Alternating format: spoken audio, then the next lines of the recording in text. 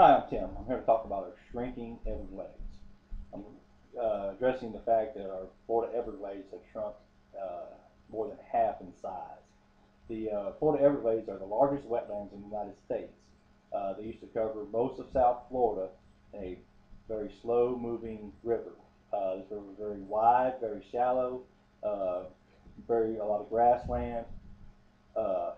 It now covers 1.5 million acres, and it used to cover over 3 million acres. This first map here will show uh, Kissimmee River coming down from just below Orlando down to Lake Okeechobee. Lake Okeechobee would feed this section down of South Florida. This was the Everglades. This whole area, almost this entire area down here, was just covered with water.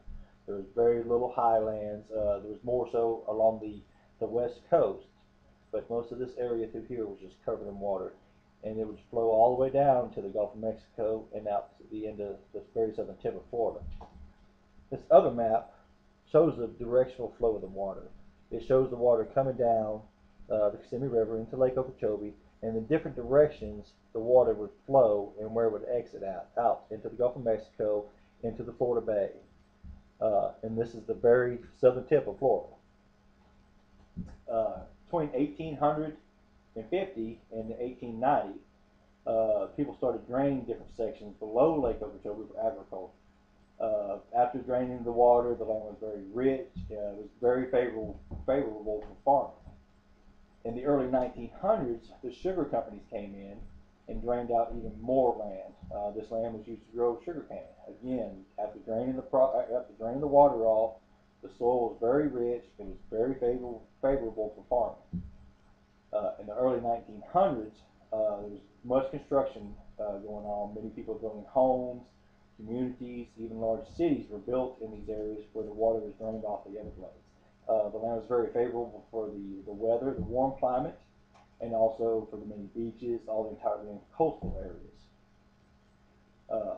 This drainage of the water off of the land has just had a devastating effect on the wildlife there, decreasing half of their habitat, plus the people moving into the area has just had a devastating effect on the wildlife.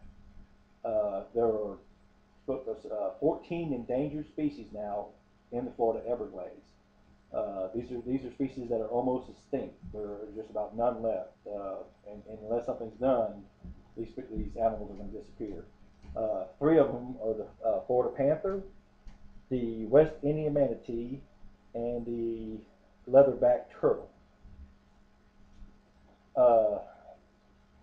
According to SaveTheManatee.org, the remaining population of manatees is actually growing in two areas of Florida.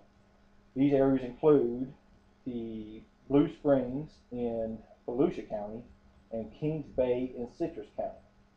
These areas have been protected for over 30 years and have much less boat traffic. This does show that if we leave these areas alone, stay out of the areas, and don't over-construct in these areas, that the animals can come back. There are also 9 threatened species. These species are on the verge of becoming endangered. They include the American alligator and the southern bald eagle.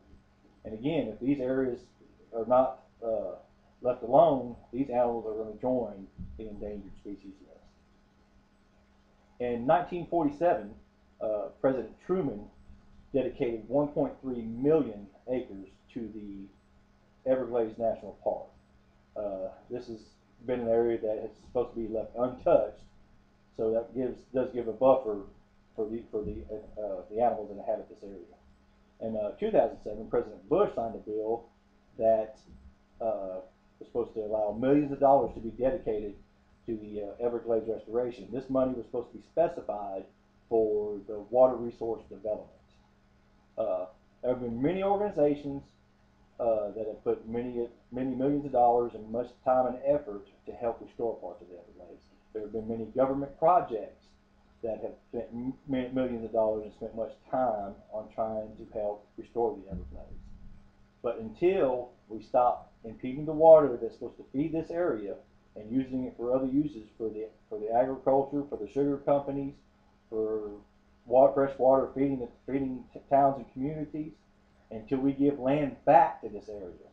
I mean, we have to allow the water to feed the Everglades, and we have to leave the land alone. Until we do that, these species are going to continue to be in much danger. Are there any questions? Yes, when you were talking about the sugar companies using the land, can you tell me how much land is used by the sugar companies to grow sugarcane? Yes, there's over 1.2 million acres being used by the sugar companies. Oh, wow. Well, could you also tell me, concerning the Florida Panthers, how many are left today? There are believed to be less than 100, and in the past year, it is believed that there were 16 reported being hit by cars.